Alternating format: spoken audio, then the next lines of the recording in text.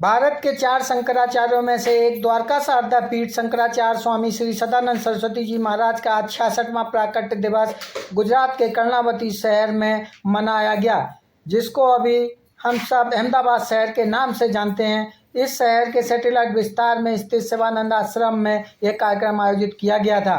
आपको बता दें कि महाराज श्री इस समय चतुर्मास इसी कर्णावती शहर में चल रहा है। इस अवसर पर बहुत से साधु संत उपस्थित थे। साथ में ही कार्यक्रम में कांग्रेस तथा भारतीय जनता पार्टी के कई बड़े नेता उपस्थित थे। साथ में गुरु जी के अनेकों शिष्य देश के अलग अलग कोनों से आए हुए थे।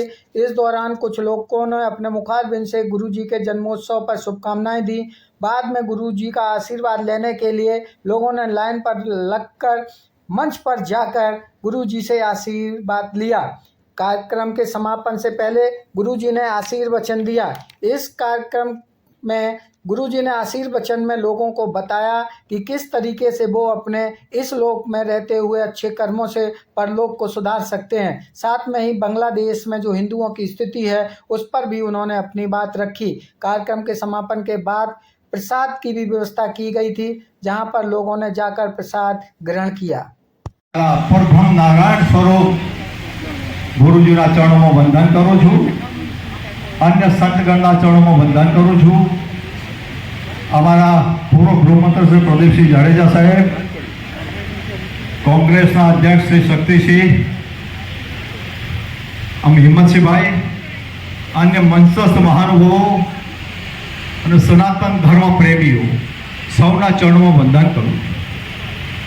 गुरुजीनो प्रागट्य दिवस एक क्षणिक समझिए આપણે અને એના ઊંડાણમાં આપણે ઉતરીએ તો ગુરુજીનો જન્મદિવસ આવા ગુરુજનો આપણને અજ્ઞાનતામાંથી જ્ઞાન તરફ લઈ જવાવાળા હોય છે, અંધકારમાંથી પ્રકાશ તરફ લઈ જવાવાળા આપણા ગુરુજનો હોય। स्वीकार किया, सारे धर्मावलंबियों को हमने स्वीकार किया, हमारी संस्कृति ने स्वीकार किया, हमारी सरकारों ने स्वीकार किया।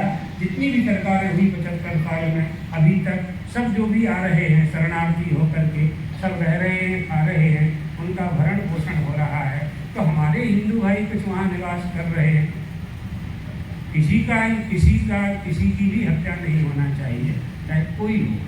लेकिन जब हिंदुओं की बात आएगी तो हमें तो अपने पक्ष में सोचना ही पड़ेगा।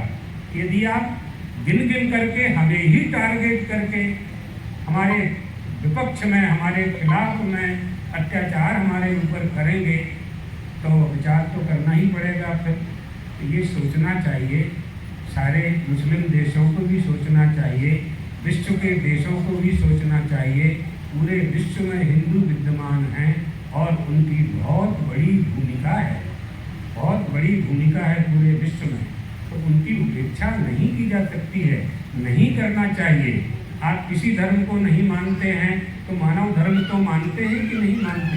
अपने देश के कानून को मानते हैं कि नहीं मानते?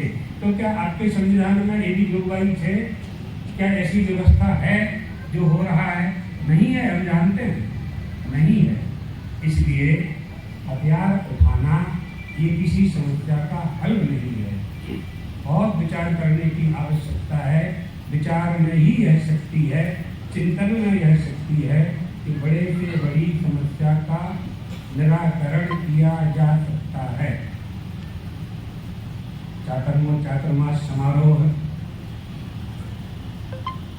बहुत अच्छी तरह से संपन्न हो रहा है। आप सब बहुत दूर दूर से आए, आपके अंतःकरण में धर्म बैठा और धर्म की आध्यात्मिक शक्ति आपको खींच करके यहाँ तक लाई। इससे हम प्रसन्न हैं।